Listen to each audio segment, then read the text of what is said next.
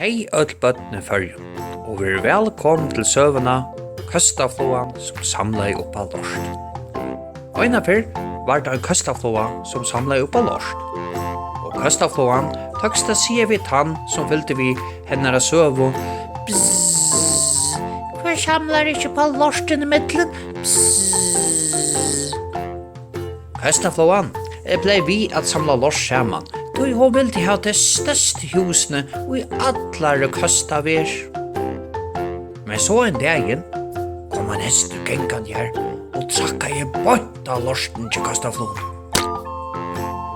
Og i stedet for fettelig fått, så bestemma i Køstaflån seg at fotafettene til hesten skulle være en swimmingpool, og så måtte anna lorst fåst opp i rattla. Det sikst at henta Køstaflåan åtte de flottaste og lorsta husene i öllum naboland. Og öll spurte alltid Køstaflåna hver hei hjulpet henne ved swimmingpoolen.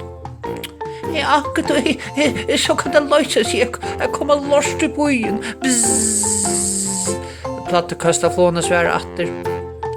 Snipp, snapp, snute, nu er søvan ute.